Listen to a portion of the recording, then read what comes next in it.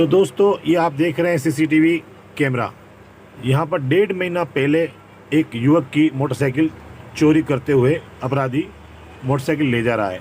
आप देखिए दोस्तों, ये केस है सवीना थाना क्षेत्र का, जहाँ पर 1.5 महीने से ये चक्कर काट रहा था, जिसकी अब जाके एफआईआर लिखी गई, जिसमें भी आरोपी का कोई अता पता नहीं है। हालांकि आरोपी पकड़ा गया, उसके बाद मोटरसाइकिल मरम्मत नहीं हुई, इसलिए उसको गिरफ्तार नहीं किया गया।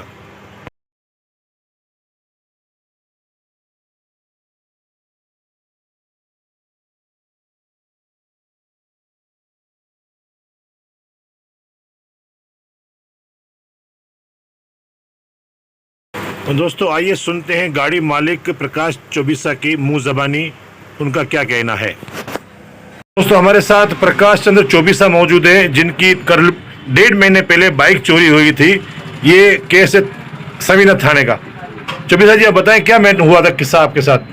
जी नमस्कार, मेरा नाम प्रकाश चंद्र चौबीसा है। जी मैं आलोक स्कूल के व्यायामशाला में व्यायाम करने के लिए रोज़ जाया करता हूँ। तो दिनांक 2/11/2022 के दिन प्रतिदिन की तरह मैं सुबह में व्यायाम करने के लिए व्यायामशाला गया था।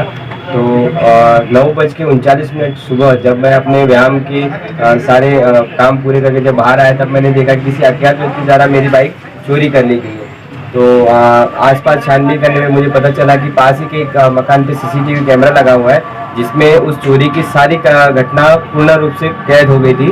और उस सीसीटीवी के फुटेज में उस अपराधी द्वारा की गई सारी घटना को स्पष्ट रूप से देखा जा रहा था, और उसके अपराधी के चेहरे को भी स्पष्ट रूप से देखा जा रहा था। तो मैंने तुरंत पास के सवीना थाने क्षेत्र में इस घटनाक्रम के बारे में जानकारी देने के लिए गया था। तो वहाँ पे जो सर मुझे मिले थे, तो उन्होंने कहा कि इस जो अपराधी है उसको हम जानते हैं और आपको 2 दिन में गाड़ी दे दी जाएगी, तो आपको एफआईआर वगैरह करने की कोई ज़रूरत नहीं होगी। तो उस तरह से मुझे वहाँ से उस समय भेज दिया गया। और फिर 2 से 3 दिन बाद फिर मैं उसकी जानकारी लेने के लिए फिर थाना गया। तो मुझे इसी प्रकार से 2 दिन 3 दिन करके करीब 1 महीने 10 दिन तक मुझे इसी तरह फिर वापस से भेज दिया गया और कहा गया कि आपकी गाड़ी 2 से 3 दिन में मिल जाएगी। और फिर काफ़ी अथक प्रयासों के बाद जब मुझे ऐसा महसूस होने लगा कि पुलिस प्रशासन द्वारा या पुलिस अधिकारियों द्वारा उस अपराधी का बचाव किया जा रहा है या फिर उसके ऊपर कोई कार्रवाई नहीं की जा रही, तो मेरे फिर एफआईआर दर्ज करने के लिए उनसे प्रार्थना की कि मेरी एफआईआर दर्ज की जाए पहले तो, और उसके बाद आप उसके ऊपर कार्रवाई करिए। तो बड़ी मुश्किल से उन्होंने 1 महीने 10 दिन बाद दिनांक 9/12/2022 के दिन मेरी एफआईआर दर्ज की। और एफआईआर दर्ज करने के बाद बाकायदा उस पुलिस अधिकारी के साथ मुझे उस अपराधी के घर पर भी ले जाया गया और उसकी पहचान भी करेगी। और अपराधी ने खुद कबूल किया था कि मैं खुद उस समय वहाँ मौजूद था जो सीसीटीवी में वहाँ घटना हुई है।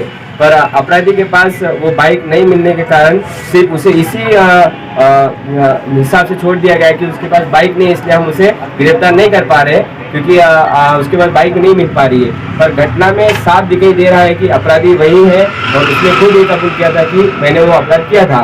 पर पुलिस प्रशासन द्वारा कहीं ना कहीं मुझे यूँ लग रहा है कि उस अपराधी का बचाव किया जा रहा है और इस कार्रवाई को टाला जा रहा है ताकि उसका बचाव किया जा सके।